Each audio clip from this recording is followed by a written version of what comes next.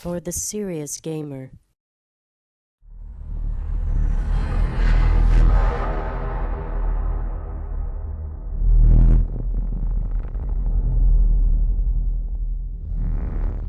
Hey, what's up guys? Neely here from Next Gen Tactics, and I have a very special video for you.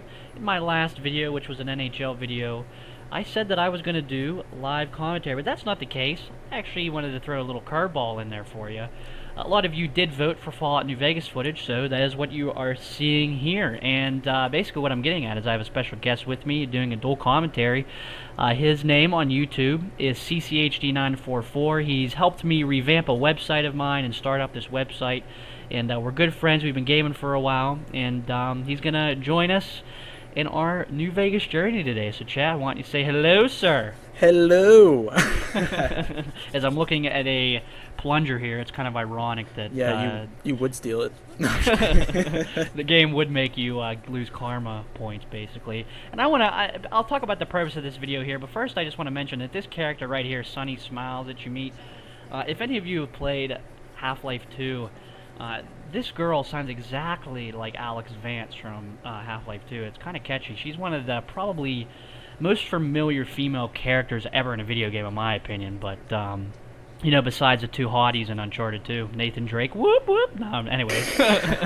So yeah, just a little side note, I guess. Her voice is very similar. You know, it's significant, no, but I just thought it was kind of catchy, so to speak. So yeah, Chad, am I boring you yet? That was like the biggest fun fact. Like you brought that out of the art. You like brought that way. You probably blew the dust off. Like I should put like a little thing that comes up in the video. Today's fun fact. And just it should be. As we teleport out into the opener, it's kind of funny. But yeah, this is just basically the first level in Fallout New Vegas. And the first part's kind of boring here, shooting down bottles, getting used to the controls, but it kind of picks up. And basically what I'm getting at here is just the purpose of this video. I know a lot of you are curious if you should buy Fallout New Vegas, and we're going to talk about that. And I brought Chad along because he played Fallout 3, didn't beat it, but he played it a good deal. And he's kind of on the fence if he wants to get this game as well, and it sort of brings in a second perspective to you guys if, you know, should you buy the game or not. So I'm going to chalk. Did I say chalk? Chalk, really? Oh, yeah, I feel kind of threatened. We're going to talk about if Chad should buy the game, and that's sort of like you guys, you know, should you buy the game, and if you're not going to buy the game, why shouldn't you? So we'll talk about sort of the pros and cons of this game and just open world games in general. So Chad, you ready? Are you ready, Chad? I am ready. I've been ready. And I just want to say, disclaimer note, just keep your eyes on this dog. I'm not going to spoil it. I can only imagine. He just looks so peaceful walking. You know, that's true. yeah, R.I.P. No, anyways, so Chad, you know, you said you played Fallout 3 and you liked it, but you said to me that you don't really care for open world games. I mean, why is that? Is there a main reason, you know, why you don't like them? How can I really put this in 2 words everyone understands? My attention span is probably lower than anything. No, I'm just kidding. Actually, that's probably true. It's probably is true. You're right. But I don't know, like Fallout, you know, it gets to a lot of points to where you get into a city, and then like I did a lot of things that I didn't want to do, like, you know, like me experimenting with Fallout 3 because I never really play open world games, but just like me going up to a person, I'll be like, oh, maybe this is like part of the campaign, the main story. I'll talk to the guy and I'd be like, oh, go 3 cities over and get me a gun for this person and I'll pay you this. And I'm like, great, now where's the main story? And then you know, you get caught up and lost in the game if you don't really like play open world games. So that's what I was kind of confused on. Yeah, it's definitely one of those games. I just told my one buddy, I said, yeah, you know, there's no running in Fallout. And he looked at me like, what? I mean, so it's one of those patient games that really requires your attention. And I mean, I liked Fallout 3, but I didn't think it was great. I really liked it, and but my point being here is that I want to sort of push the envelope this time with New Vegas. I want to play it differently, so to speak. I really want to take my time and really play this game for all of it that it's worth, you know. So yeah. I'm going to be really taking my time, playing as much as I can, and I think that's going to give me a better experience. And so when I go into playing New Vegas here, I'm going to just try playing it, you know, just with my full eyes and full attention on it, and see if I can get a better experience out of it. And really, you know, it's either you like open world games or you don't, and this is one of those games that if you're a hardcore open world fan, you're gonna fall in love with this game. I know some people that they hear this game and they're like, oh, Fallout. They're like, they can't control themselves because like they're like, dude, check out this weapon that I just got. I'm like, dude, man, how many hours you played? He's like, dude, I played it for like 20 hours and I got this gun and I went across the whole map, and I'm like, what? Like, some people really get excited over this stuff, and I'm trying to get that way. I'm trying to really take my time with this game this time and, just play with a new perspective, and these little geckos are really frightening. I know. I mean, this game looks like it has that creepy feeling, like if you're just playing it and like, you just not really expecting what to happen, and all of a sudden you just be like, oh god, what do I do? What do I do? Yeah, I mean, the atmosphere in this game is so well done. If it's one thing that, what is it? Bethesda, yeah, Bethesda. If it's one thing that they do really well and what they're known for is their atmosphere and environments in their games, and it's really well done here. The music goes well with the game, and just there's areas of the game where it's creepy. There's areas of the games where your jaw drops because you can't believe they've come up with the art that's in the game, and it's just one of those games where your attention, like, seriously, the first time I came out of the house in the beginning of this game, my eyes were just like, what? Like, my eyes were everywhere because the game's so huge and you can't believe what you're staring at, so to speak. Yes. So yeah, I will agree on that part. It's just where the maps are just so huge, and especially if you're just experiencing Fallout for the first time, and it's like you're overwhelmed and you don't know what to do half the time. Like, it's just like, all right, should I go here or should I go over here? Where's the map in this? You can get lost. It definitely takes a while. It takes your full attention span. And so that's sort of what I'm going to do when I play this a second time through. And after this funny part here, we'll talk more in depth about open world games. How could we forget this? You know how we mentioned the dog? Well, just keep your eyes on the dog. So here it comes. Here it comes. All right, complete silence. Oops! Well, what happened here was these geckos, they came running out at me, and I'm just like, oh shit, oh shit, oh shit, and then I wanted to hip fire these geckos, and the dog just happens to step in front of my way, and well, poor Cheyenne, well, she has seen better days. She, I don't know, but he or she is dead. Accident, yes. Tragedy, maybe not so much. It was like a headshot too. It was like those. It was boom, epic. headshot. And then I had to just get the dog meat off the dog. I felt bad too because this person's like taking me on this quest, and I killed her dog. So someone's gonna make a montage just to that. I probably should have slowed it down, but I think it's better fast paced because probably the viewer will be like, what just happened? So it's just one of those things. There's a couple funny parts I guess coming up too that maybe we'll get to, but yeah, I mean, here's sort of the thing that demands a lot out of you. I mean, after this comes up, you'll see me sort of walking around, but lucky for you guys, I cut some of it out, so. But I wanted to show some of the atmosphere of the game, too, because I know that a lot of you like something like this where you get to see the whole world sort of in front of your eyes, so yeah, sort of wanted to do that. So, anyways, I mean, in terms of open world games, what are your favorite games, Chad? Like, what would you say are your favorite top-of-the-list open world games? Borderlands, clearly. Obviously, that's probably the only game you know what? That's what kind of scares me. It's kind of weird. It's like I got into Borderlands, but then I never got into Fallout 3. Like I played Fallout 3, but I couldn't finish it because it was just so over. It was big, but Borderlands was big too. But I don't know. Borderlands brought me to the game better. I don't know. I guess maybe the shooter was kind of better, but you can also argue. You can argue back and forth with that, but I liked Borderlands better, basically. Yeah, I mean, I've told you clearly what my favorite open world game is, and it is, well, Borderlands. And yes. I think the best thing that game did well was, number one, it was huge. Yes. But it wasn't unmanageable. It was the fact that there were these linear paths upon an open area, so you couldn't really get lost in the game. Right. Like it was open, but at the same time there was a couple paths to get into certain areas, but it was just, the map was so huge, but it was easy to navigate, and I think that's what made Borderlands so great. Yeah, the story sucked, but just overall, I mean, I'm a gun whore, and I'm sure you are too. Yeah, I mean, that game just the guns, I was just like, bong. I was like, come on, bring on the guns, like it was great. I also will touch on the online features for Borderlands, like how I was able to play basically with you and do through it all and experiment with like your friends and stuff like that. Like that's what I need also sometimes too with like open world games. Is like I couldn't sit on a game like Fallout 3 sometimes and just play basically, get all that stuff done. But it's by myself. Like I just feel like I have to experience with somebody else. So Yeah. I mean, that's what I like about Borderlands from that. But Yeah. enough of Borderlands. No, I mean, I agree. That's one thing that Borderlands as well. And I'm disappointed. I would have to say I'm disappointed that Vegas didn't incorporate something like that.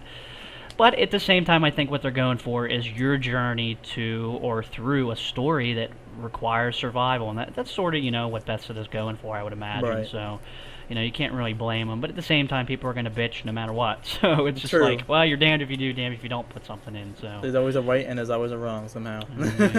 I mean, have you played Infamous at all? Infamous was another damn good open world game. I haven't. I really haven't. I haven't touched on like open world games like that, or any other thing like that. I'm more of a sports guy, to be honest, Neely. No.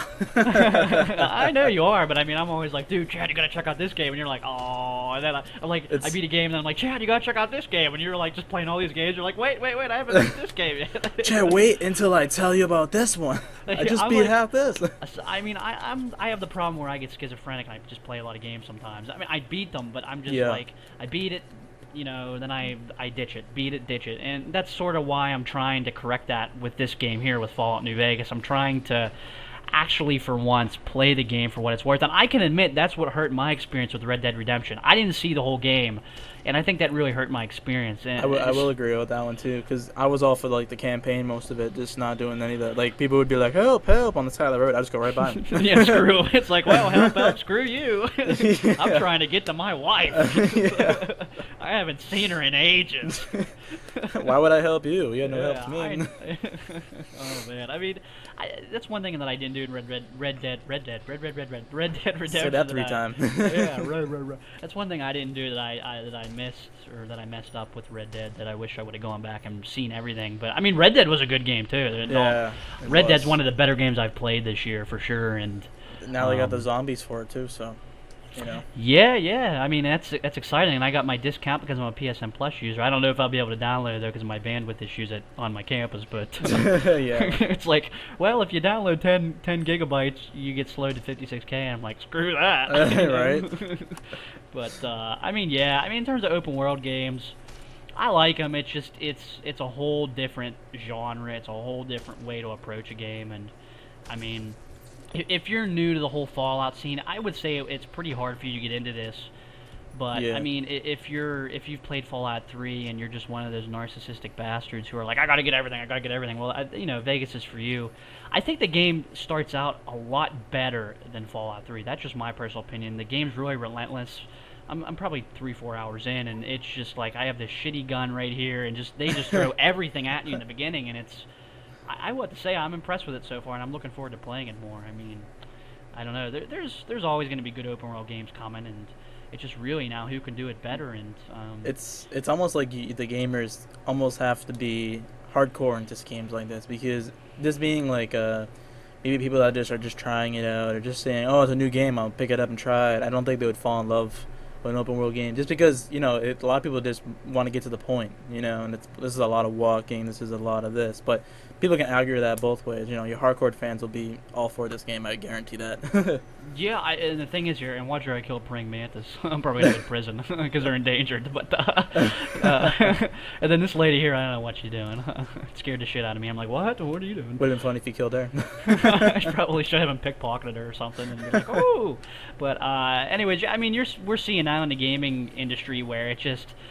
Make the game, push it. It's really now where games are, well, screw the hardcore fan base. We're going to go casual, and, well, if the hardcore people like it, we'll push it out. But it's really gotten to the point with these games now where the hardcore crowd is sort of not what it used to be. These games are being watered down for the more casual gamer. There's nothing wrong with that, though. I'm not saying that's a bad thing. I'm just saying that gaming has changed, and they made it easier. A lot. Yeah, but I like that Vegas has kept their roots. I like that Bethesda has kept it the way that they have, and I think that's something to basically commend them for, that they haven't given in to, I mean, there's no doubt in my mind that anyone could play Fallout.